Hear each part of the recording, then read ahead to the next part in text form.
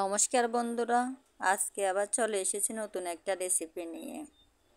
আজকের রেসিপিটা হলো একটা ডিম দিয়ে আমি পাতাকপির পাকোড়া বানাবো। কিভাবে বানাবো তা আপনাদেরকে দেখাচ্ছি। প্রথমে আমি পাতাকপিগুলোকে একদম কুচি করে কেটে নিয়েছি। এবার পাতাকপিগুলোকে জল দিয়ে চুলোতে বসিয়ে দিলাম কিছুক্ষণ ভাপিয়ে নেওয়ার জন্য।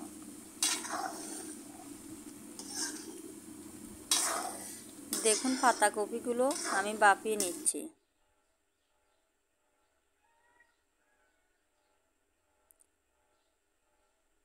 পাতাকপি আমার ভাপিয়ে নেওয়া হয়ে গেল। এবার আমি নামিয়ে নেব একটা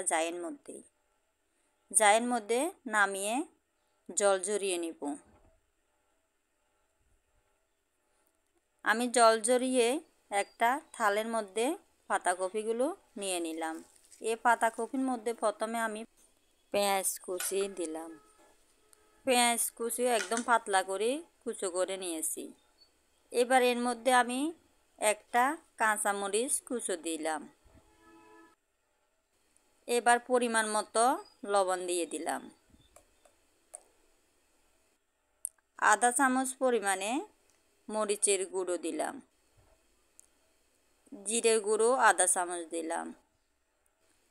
ধনিয়ার গুঁড়ো আধা চামচ দিয়ে দিলাম। এবার কুচিয়ে রাখা ধনিয়া পাতাগুলো দিয়ে দিলাম।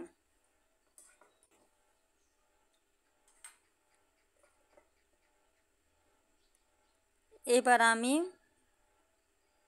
আধা চামচ পরিমাণে হলুদ গুঁড়ো দিয়ে দিলাম।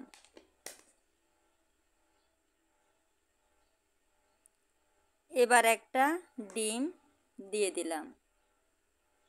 এই পাতাকপির উপকরণের সাথে দেওয়ার জন্য এক বাটি পরিমাণে চাউলের গুঁড়ি নিয়েছি।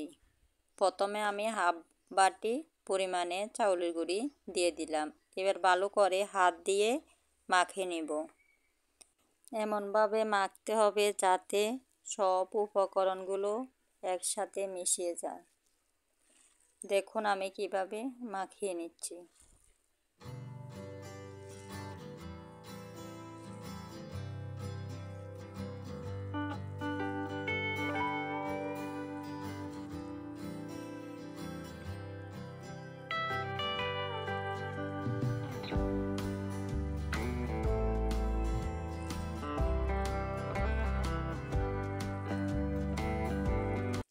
দেখুন পাতাকপিগুলো সব উপকরণ দিয়ে মাখিয়ে নিয়েছি।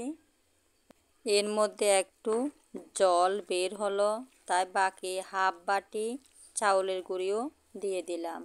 আবার ভালো করে মাখিয়ে নেব। দেখুন আমার মাখিয়ে নেওয়া হয়ে গেল। এবার আমি চুলোতে একটা কড়া বসিয়ে দিলাম। কড়াইটা গরম হওয়ার পর আমি পরিমাণ মতো তেল দিয়ে দিলাম। তেলটা একটু বেশি পরিমাণে দিলাম। পাকোড়া বা বড়া বানানোর সময় তেলটা একটু বেশিই লাগে। দেখুন আমি বড়া আকারে শেপ করে নিচ্ছি।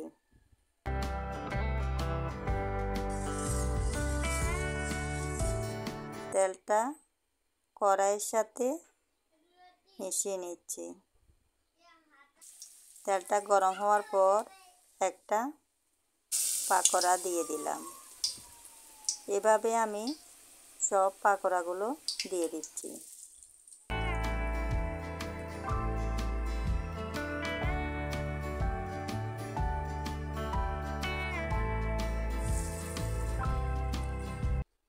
এভাবে আমি কিছু পাকোড়া তেলের মধ্যে দিয়ে দিলাম। এবার কিছুক্ষণ অপেক্ষা করতে হবে পাকোড়ার এক পাশ হওয়া পর্যন্ত। দেখুন পাকোড়ার এক পাশ হয়ে গেল, আমি উল্টিয়ে দিচ্ছি।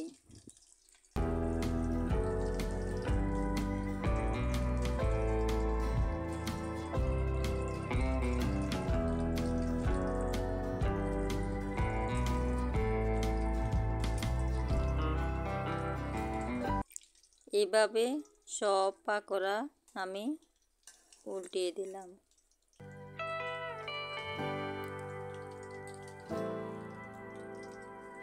এবার অপর পাশ হওয়া পর্যন্ত অপেক্ষা করতে হবে। দেখুন অপর পাশও হয়ে গেল। আমি আবার পাকোড়াগুলোকে উল্টিয়ে দিচ্ছি। পাকোড়াগুলো একটু লালচে করে ভেজে নিতে হবে, যাতে খাওয়ার সময় একটু মচমচে লাগে। আপনাদের যদি এই রেসিপিটা ভালো লাগে তাহলে লাইক কমেন্ট শেয়ার করে দেবেন। আর নতুন কোনো বন্ধু যদি এই রেসিপিটা দেখে থাকেন তাহলে আমার চ্যানেলটাকে সাবস্ক্রাইব করে দেবেন।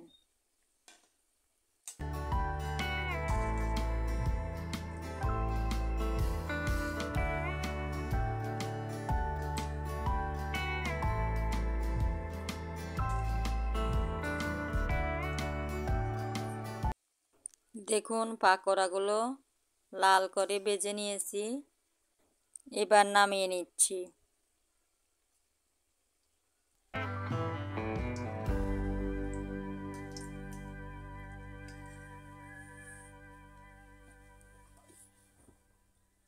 এই পাকোড়াগুলো গরম ভাতের সাথেও খাওয়া যাবে, আবার খালি মুখেও খাওয়া যাবে, নাস্তা হিসাবেও খাওয়া যাবে। বাকি যে মিশ্রণ রয়েছে পাকোড়ার, আবার আমি একইভাবে পাকোড়াগুলো ভেজে নেব।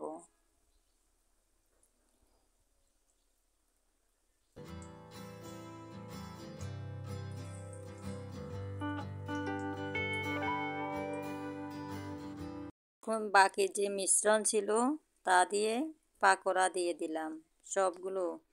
দেখুন এই পাশ হয়ে গেল, পাকোড়াগুলো উল্টিয়ে দিচ্ছি।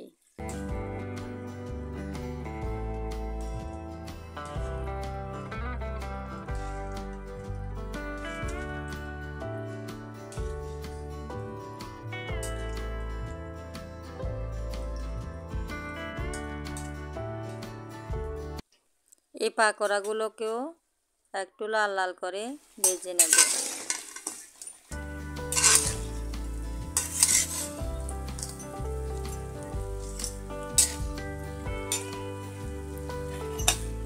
এখন চুলার আঁচটা একটু কমিয়ে দিতে হবে, তাহলে কম জালে পাকোড়াগুলো মচমচে হয়ে যাবে। সব পাকোড়া আমি নামিয়ে নিলাম, দেখুন কেমন হয়েছে। এবার আমি পাকোড়াগুলোকে পরিবেশনের জন্য সাজিয়ে নিচ্ছি পেঁয়াজ কাঁচামরিচ দিয়ে। দেখুন কীরকম হয়েছে। আজ এ পর্যন্তই। সবাই ভালো থাকবেন, সুস্থ থাকবেন। আবার চলে আসবো নতুন একটা রেসিপি নিয়ে। এতক্ষণ এই রেসিপিটা দেখার জন্য সবাইকে ধন্যবাদ।